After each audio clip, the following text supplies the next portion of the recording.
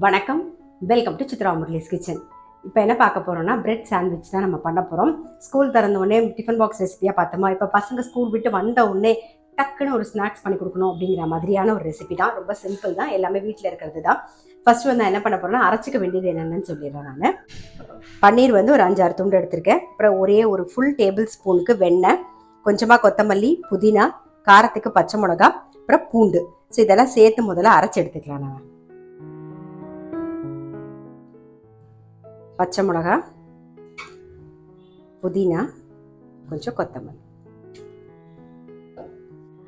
காரம் உங்களுக்கு தகுந்த மாதிரி நீங்க பார்த்து போட்டுக்கோங்க. நான் வந்து 2 பச்சை மிளகா சேர்த்து அரைச்சிருக்கேன். வேணும்னா ஒரு பச்சை மிளகா கூட போட்டுக்கலாம். காரம், அந்த உப்பு, புளிப்பு இது எல்லாமே உங்களுக்கு தகுந்த மாதிரி காரத்தெல்லாம் நீங்க பார்த்து பண்ணிக்கோங்க. இப்போ இதை நான் அரைச்சி எடுத்துட்டு வந்துடுறேன். ஒரு ஓட்டு ஓட்டிட்டேன். கொஞ்சம் உப்பு சேர்த்து அரைச்சிக்கலாம். நல்லா அரைச்சாச்சு. இப்போ இதை வந்து நான் வந்து குடமிளகா, கோஸு, வெங்காயம், தக்காளி கட் பண்ணி வச்சுருக்கேன்.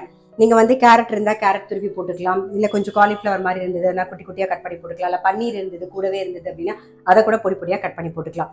என்ன காய் இருக்கோ அதை யூஸ் பண்ணிக்கலாம். வெள்ளரிக்காய் இருந்தால் அது கூட போடலாம். இப்போ இதை அப்படியே மிக்ஸ் பண்ணிவிடுவோம்.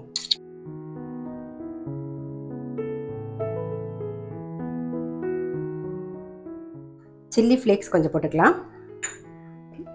ஆரிகானோ அது கொஞ்சமாக.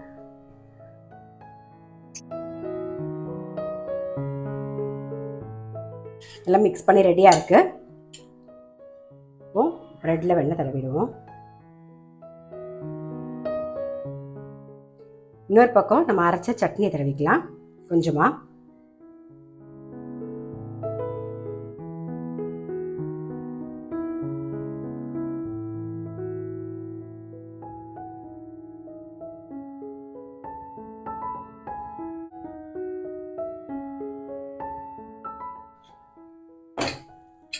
அப்படியே ப்ரெஸ் பண்ணி விடுவோம்.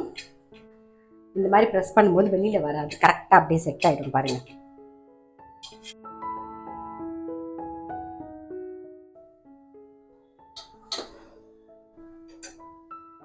நம்மளுடைய வெஜிடபிள் சாண்ட்விச் வந்து ரெடி. இதே மாதிரி எல்லாமே பண்ணிக்கலாம். இந்த ஸ்டஃபிங்கில் வந்து நீங்கள் உருளைக்கிழங்கு இருந்தது அப்படின்னா அதை வேக வச்சு அதை கூட மஸ்டி சேர்த்துக்கலாம். ஸோ என்ன இருக்கோ அதை நம்ம சேர்த்துக்கலாம்.